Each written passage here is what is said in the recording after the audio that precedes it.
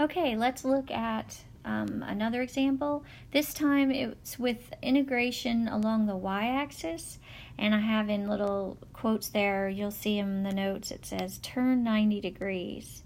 So I don't know if you can see me do this. Can I turn this? Shoot, can't turn it. I was hoping I could turn the picture, but I'm going to zoom in at this picture.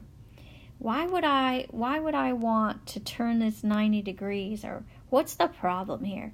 Well, first of all, you're supposed to be able to have a top and bottom, but this doesn't have a top and bottom. I'm looking at this. This doesn't have a top. Like, this is its own top and bottom, and this is its own top and bottom, right? So I'm messed up with that. But if you turn it so this would be the top, so when I say turn it 90 degrees, turn it so it flips around,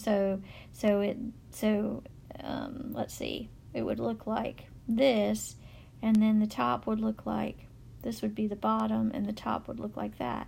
So flip it around in your head, or physically flip around your note sheet to see what I'm talking about. Oops, sorry. So,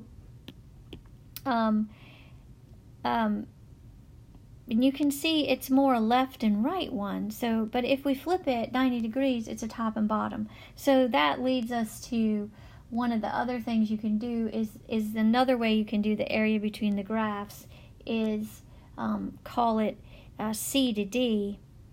So this is, okay, this is going to be C, and this is D. And nope, I got it backwards. This would, if you're doing it top and you're doing it left to right, yeah, this would be C to D. I guess it probably doesn't matter.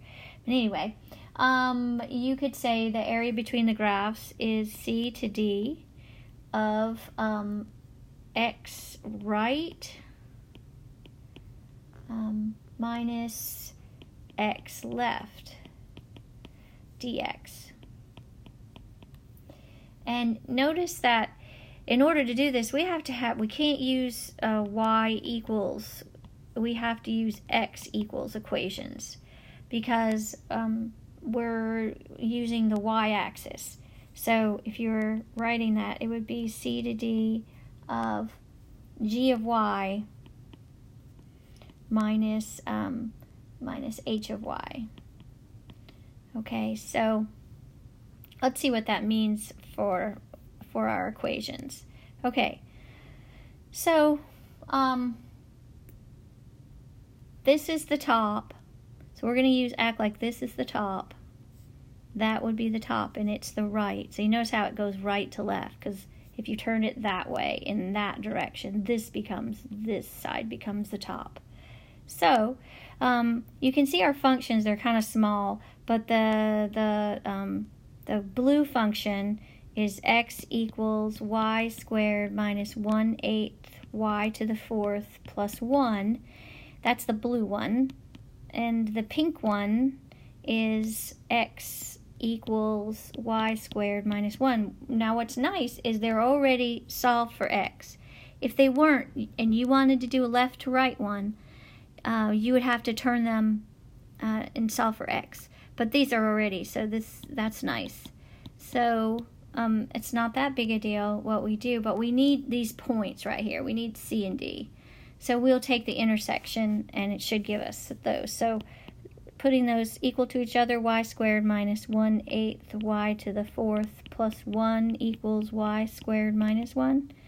So the y squares could cancel out. And then I'm going to move that over there. And so I'll have negative 2 equals 1/8 y to the 4th. So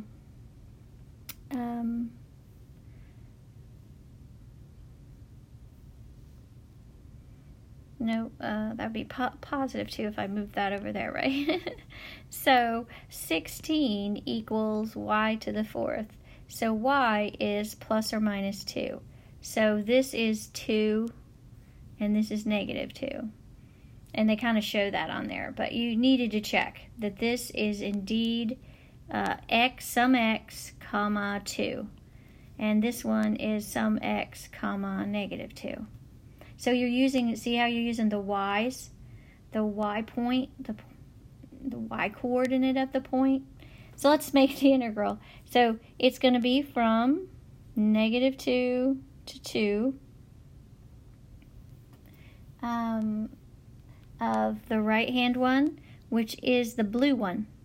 So y squared minus 1/8 y to the 4th plus 1 minus the pink one, which is minus y squared minus 1.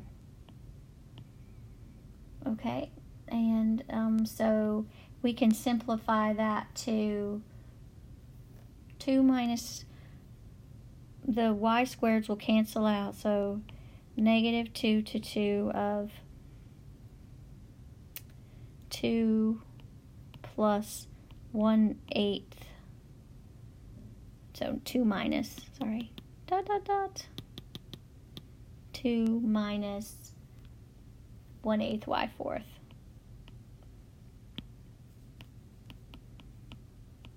Okay, dy. All right, and now I'm going to solve that. Okay, so when you take the integral of that, you get 2y minus 1/40 y to the 5th from -2 to 2, which is 16/5 minus -16/5, which is 32/5. Okay, so that's the answer. So it's kind of crazy, but it's not that bad. Again, hopefully they let you use your calculator to get those points, but sometimes they're really easy to just find those points. So that was when you have to flip it. And notice, I had to do that. There's no way I could have a top and bottom again, so just want to reiterate that. I'm going to do one more example on another video. I think it's number 5 from the homework, or from your textbook, and it's with sine and cosine. So let me do that and stop this video and go to the next one.